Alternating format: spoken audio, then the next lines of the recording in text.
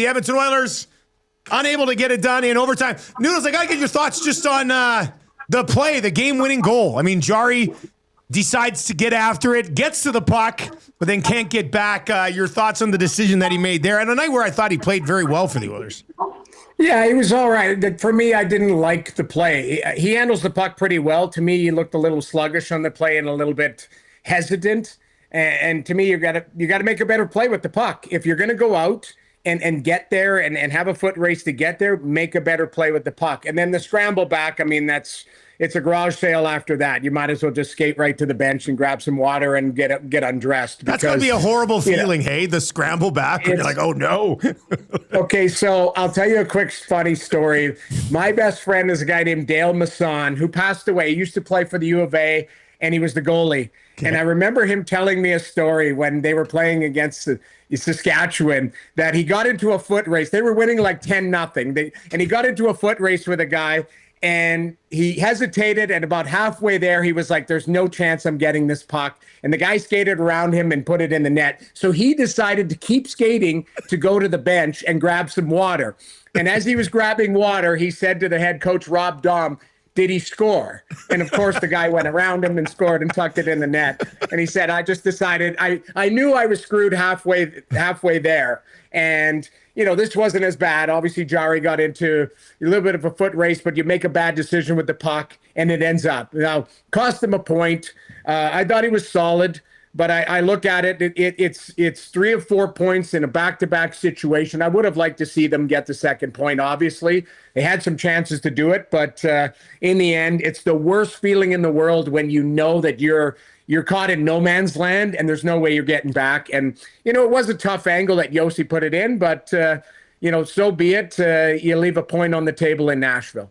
How do you balance? Like we had a bunch of people texting in today going, you know, McDavid and Draisaitl were out there too long at the end of that shift, and Draisaitl didn't have the juice to get the guy. But what do we say today? Like, you take the good with the bad when it comes to them in overtime. Sword, die by the sword. So many times I've been watching them; they've been out there in overtime forever, and I'm like, oh man, they've been out, and then they go and do something special and they score. So, I mean, you just sort of have to suck that up, don't you? It is. It's a balancing act because I think there were opportunities to get out of there. But that being said, you know, there's always that one little, hey, it pops loose and you got a 2-on-1 and they bring the dagger. So you're right. You can, in hindsight, you can criticize. Yeah. And that's what we do. That's what we do in the media, what they do as a fan base. But a lot of times that puck goes the other way. Maybe Jarry makes a great play and they go the other way, and it's a 2-on-1 and it's a dagger. So it's the glass half empty or the glass half full, and you got to take it when it comes to those two out there. Hey, just quickly back to Jarry for a second. His first game in quite some time. What did you think of him overall? I thought he was okay. I thought there was some rust in his game, just in his not even positioning, but more about the reaction time. There was a play, I think it was in overtime or late in the game, where he pushed from left to right, and I was like, okay, that's a good test to see because that's how he injured himself. And he looked a little bit hesitant on the play. Those are the things that I watch as a goaltender, where is he fluent in the net? Does he look like he's hesitant on side-to-side plays where the nature of the injury? Again, I don't know if it was a knee, a groin, or whatever. I don't even know if it was made public, lower body injury. But that's what I look for, is comfort in the goaltender in side-to-side plays on any type of play that he was injured on originally. So that's I thought he looked comfortable. I didn't think he was 100% sharp, but that comes rust and timing gets involved when you haven't played in a while. So I thought he was good, not great, but I did look at for comfort in his movement, and I thought he was fine in his movement. It's been good vibes with Oilers goaltending overall here as of late. You know, Ingram's been a revelation. Jarry, you know, obviously out, but returning and looking good after those 11 games missed. And then you have Kelvin Pickard. How would you handle the situation right now? Do you run a three-headed monster? And what do you think the organization is ultimately going to end up doing? I think you carry three, and I think the one thing that has been glaring for me is that Ingram's a player. Yeah. I think Ingram's a really good goaltender, a very talented goaltender, and he's calm in the net. And what I mean by that is he's got a clear, you guys know, I've always done the technical stuff. He's got the clear butterfly, right? A clean butterfly. And he's able to move side to side. I think that the Oilers have been dying for that. They've been dying for just a technical goaltender that makes the saves that he should, and that's what Ingram's been able to deliver. Now you throw in Jarry, who's a big goaltender, who's got good technicality as well. The question mark for me is the battler, Calvin Pickard, who's so popular in the dressing room, who won, I believe, 7 games for them in the playoffs last year, 7-1, I think he was. They started him in Game 5 of the Stanley Cup final. This is a guy who won 22 games, 23 games for them last year. So I don't think you just cast him aside because you believe the other two are more talented or might be better at this point. So I think you carry 3. You be mindful of it. Keep in mind there are injuries, there are inconsistencies, and if the relationship can work, I've always believed by the deadline it was going to be Jarry and Ingram. I think I've said this on the show. When Ingram was in the minors, they were just waiting for him to get his game in order. Unfortunately, for the injury to Jarry, he had to get his game in order a little quicker. But Ingram I don't think Ingram's going anywhere. I don't think Jarry's going anywhere. And it's more about, showing Calvin Pickard the respect. And keep in mind, he's played some good games for them as well this year. So I think you're fine carrying 3 if you can manage that on the roster. I know that might. Yeah, like the roster management part, it looks like they could, like they did it last night. Adam Henrique is on LTIR and won't be back till February. So I think they'll be able to do it for a while. If they want to send Ingram down, if they do it in the next 4 days, I believe, he doesn't have to clear waivers. After that, he would have to clear waivers. So there's been some talk in town of, if you run with Jarry and Ingram, you can just carry Pickard and keep the 3 guys. Do you think Pickard would be claimed off waivers right now if they tried to sneak him through? I think so. There might be look at the Ottawa Senators sign James Reimer. You look at, there are teams, I don't know the nature of how long Shesterkin's going to be out. You look at injuries throughout the league. I think you have to be careful and mindful that a team is going to pluck him, and then all of a sudden your depth gets challenged. You're 1 injury away from having 1 goalie. So that's, I think if they're going to do a paper transaction, then maybe it is you send Ingram down and you give him a week down there, let him play, and then you call him back up at the Olympics, or let him play in the Olympics through there. Keep in mind that I'm just thinking out loud here on the fly. It might not be the worst situation during the Olympics have Ingram play in the minors because he's missed so much time. He missed last year. He missed a bunch of time. Go get another 2.5 weeks in 3 weeks, and then exactly get him down to the minors and keep him playing through that. And it's not because he's not an NHL goaltender and a really good one. It's more about just keeping a flow going. So that is if that happens, if they end up putting him down to the minors, I think that's the thought process, is to have him play through the break, just because he's had lots of time off last year and heading into this season. So, again, smarter people than me are going to be working at this, but I do believe there's lots of options there.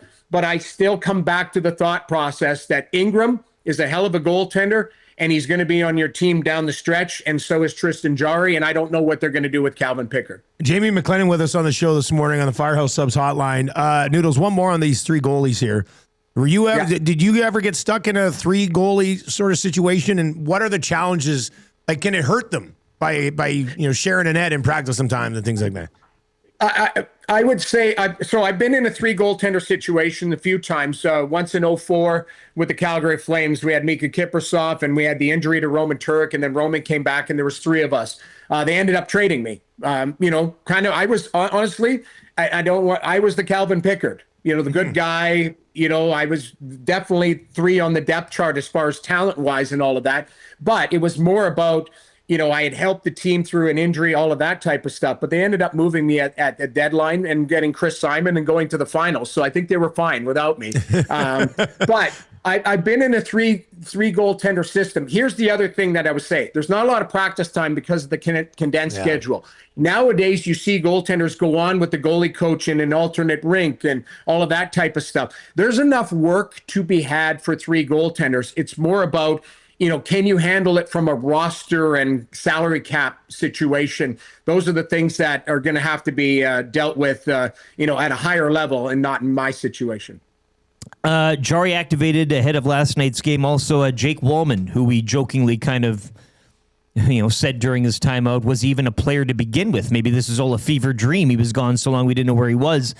He's back in the lineup, which means Regula's out. But what did you make of his game after having so much time off?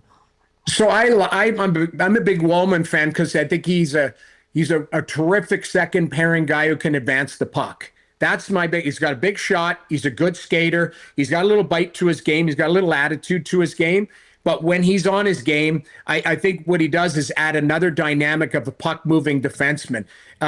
With Regula and Emberson, they're two of the same guy, and for me, they're a 6. So when you're asking too much of those two, having a guy like Walman it balances the act and it makes your D a lot deeper. I thought there was some rust on his game, but I think he's a guy that is he'll pick it up quickly because he's such a great skater.